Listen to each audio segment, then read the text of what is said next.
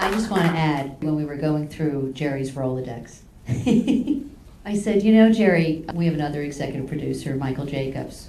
We've been pitching this for years. We've been starting it with Maya Angelou knows why the caged bird sings. And Michael wrote, and so does Hilary Helstein, and goes into this thing.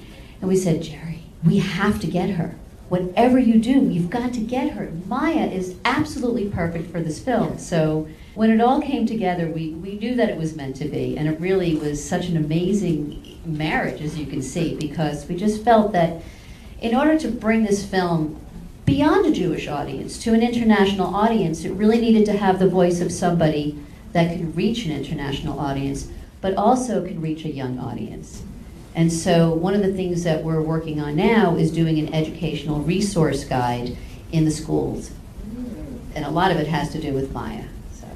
Where was this exhibition held and who arranged it? In the exhibition, the Stoika was there. And the one with Stoika and, okay. It was done in Los Angeles. Okay, and did you arrange that exhibition? I had a hand in that. It was through the Jewish Federation and the LA Museum of the Holocaust. They were doing an exhibition on Holocaust art, and I brought in the survivors. They had artwork created by second generation and empathizers, as they called it. And I approached them and I said, do you want survivor artwork? And so I brought all these survivors artwork in and brought in Stoika and Dina Babbitt. And they had talked about each other throughout interviews with them, but they did not know the other one was there. So that was the first time they'd seen each other in 60 years. Is any of this art together in one place, archived in a place at all? They all belong to different archives. This is the only place that you can see all this artwork together. A lot of it, Stoika's was all his private collection. Wiesenthal's is mostly, it's in a book, it's a private collection. There's a few pieces outside. Theresienstadt has a very large collection. Most of it's archived, but if you actually go to their museum, you can see much of it displayed. Auschwitz has a very small bit of their artwork displayed, and usually it's under lock and case. And then the Prague Jewish Museum has all the children's artwork, which it probably wasn't clear, but Willie Groag, one of the gentlemen at the end, when the war ended, he carried 2 suitcases that contained 5,000 pieces of the children's art.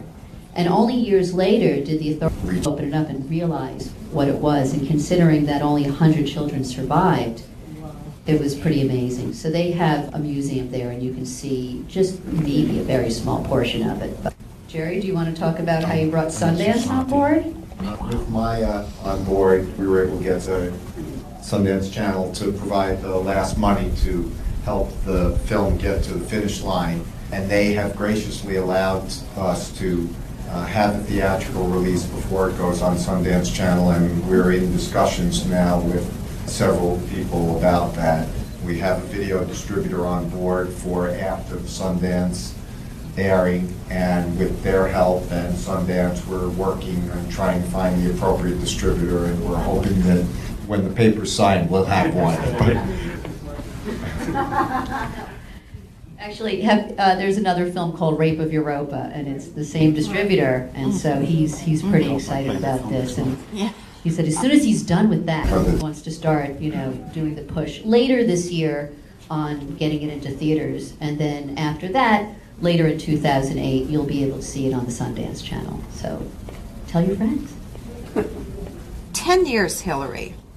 And I'm sure. What is the budget so far, total? I don't think there's any way to figure that out, because a lot of the people who worked on it got paid nothing. Spencer, who brought Larry in and whose wife later you met and who wrote the song with her, he supervised the score for me on better than 50 movies. He got paid a lot of money to do that kind of thing. He gets paid a lot of money to produce famous artists, Stevie Wonder and the like, and he donated his services. Larry worked for 1% of what he would get paid. So the budget is millions, and it's pennies on the dollar of those millions. And Anna Nalick also, who sang the song in the end, I mean, she's right. up and I mean, coming. Anna Nalick's first album sold 2 million copies, and I don't think we paid her anything. No. So what's the budget? Yeah. No. And- Plus, yeah. we were able to procure almost all of the cut, not only the first rough cut, which started 5 years, well, 4.5 months ago, but also the master cut for nothing almost, because we found the son of a survivor who owned a very nice post-production house called Post Logic in LA, and he donated almost the whole cut, Wow. hundreds of thousands of dollars. Wow.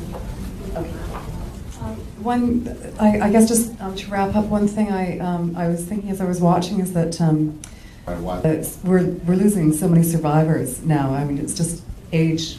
It's natural, and it's an extraordinary thing. Documented their art. So thank you for that. I think that's really special. You've done a great service to your community and beyond. Congratulations. Thank you.